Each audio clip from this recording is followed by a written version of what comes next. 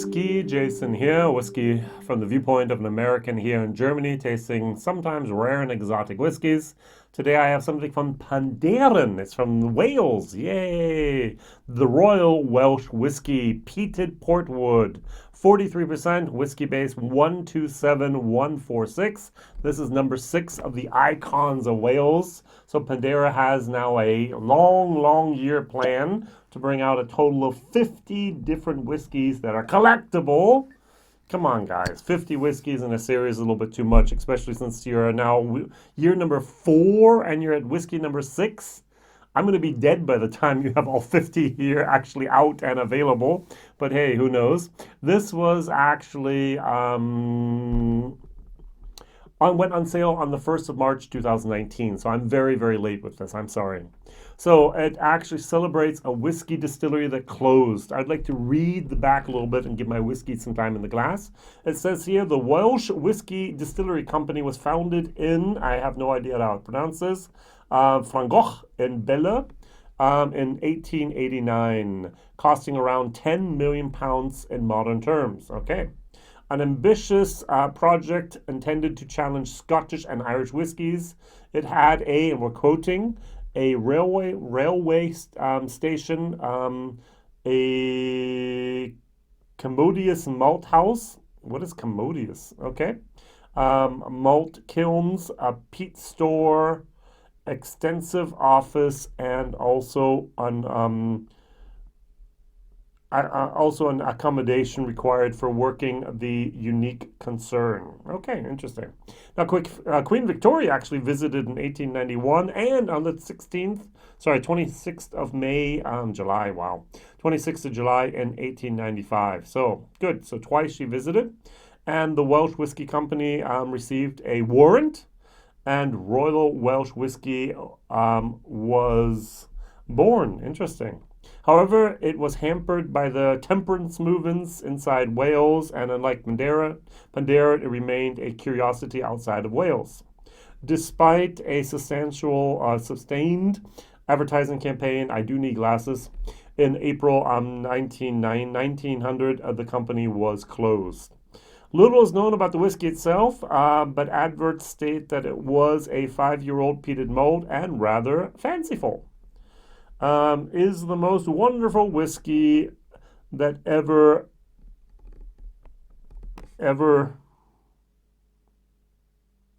drove the skeleton from the from the feast or painted landscapes in the brain of men. Wow, I need to reread that.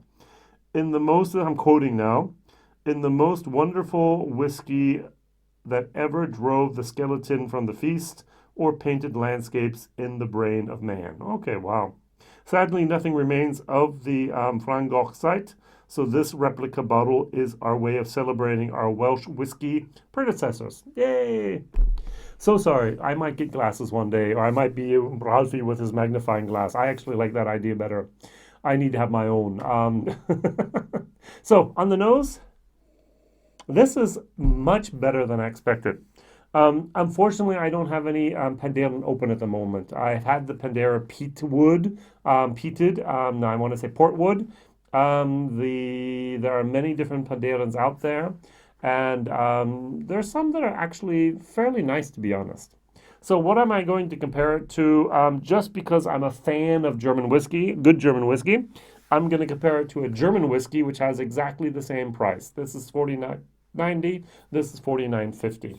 This, unfortunately, is 49% ABV. This is 43%. This is a no-age statement. This is a no-age statement. This didn't come with a box. This didn't come with a box. This fits on my shelves. This doesn't. Too big, too tall, so it has to always go on the top shelf. It looks a little bit like a Compass Box bottle, but it's not. Compass Box is a little bit smaller and actually fits in my shelving units. At least everything in Germany and Europe usually is normed, but apparently in Penderyn there at Wales, they're not normed, and they kind of make collectors or people like me a little bit angry. All right, very good. On the nose, as I said, I like this a lot. That port really does come through in a very nice manner. Now, I do have a little bit of a tingle here, as if it's white pepper. Penderyn has a Faraday still, and so they don't double distill, they don't triple distill, they distill it just once, and they can distill it up to almost 90%. And then they take it out, they dilute it down a little bit, put it in the casks. They do now have pot stills on the site, and Penderyn is building a second distillery in Wales, further away, also with government subsidies, which I think is a great idea to attract more tourists to the area. So one day I'll visit you, I hope. Let's see if I make it over there on my way up to Scotland or whatever I'm going to do. Let's see here. But it's not so far on my top 20 list of the places I have to go in the world. So sorry. All right, lightly peated, very, very nice. Cheers.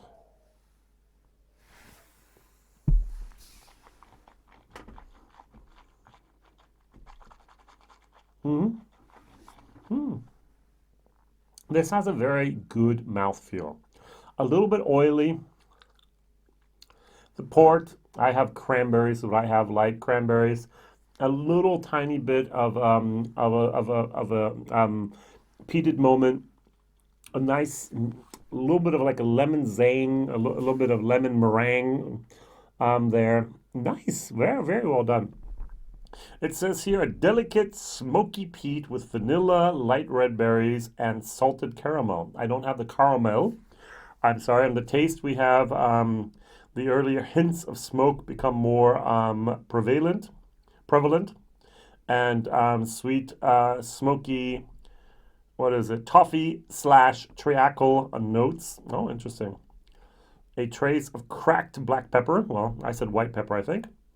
And malted barley and the soft sweetness of fudge. And on the finish, the smokiness slowly departs. I agree. Like morning mist. Ooh, leaving a lingering, delicate vanilla and wood spice final note. I'm never as artistic as the people are that writes the tasting notes here. Yeah, a tiny little wood spices there. Now this over here has much more of an ashy moment, and this has a much, much longer finish.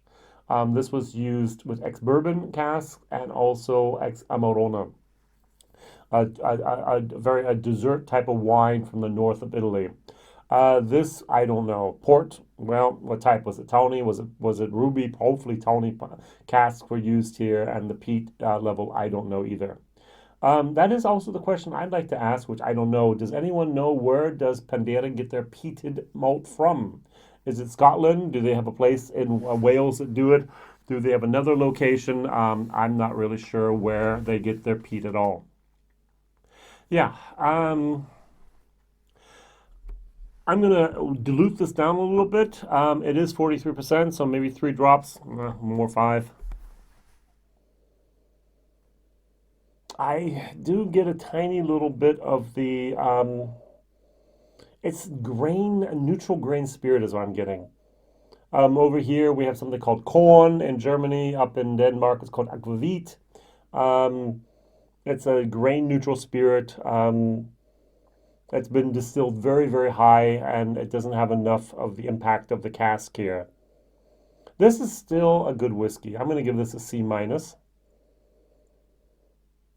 Oh, I'm sorry. It's still a good whiskey. I'm going to give this a C plus. I'm sorry. This had a C, and the value for money is more of a C minus. I think 50 euros for no age statement is just way too much. Sorry.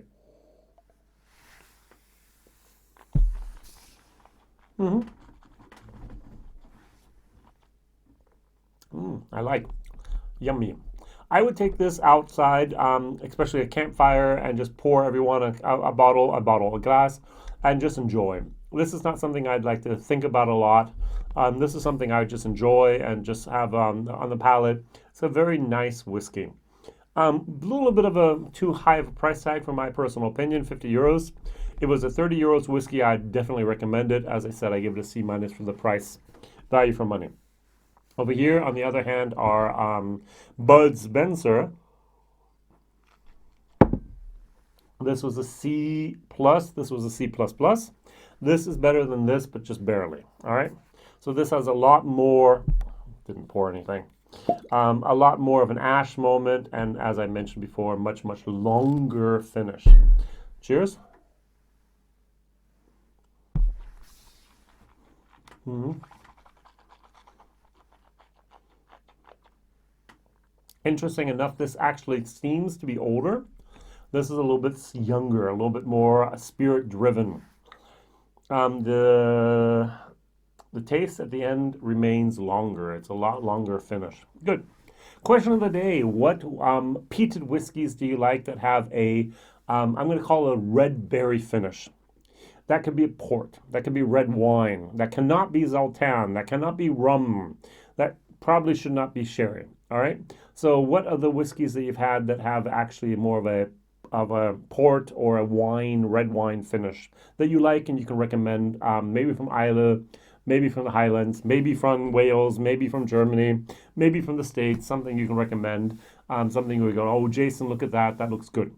All right, thank you very much for watching. Whiskey Jason here. Please like, subscribe, tell others, hit the bell, and share this video with others. It's really interesting to see that I'm actually almost getting more new members over here in my English channel than I am in my German channel, even though my German channel is bigger, and I have a lot bigger community there. But hey, we're working on it on both languages, so let's see what happens. Thank you. All the best. Bye-bye.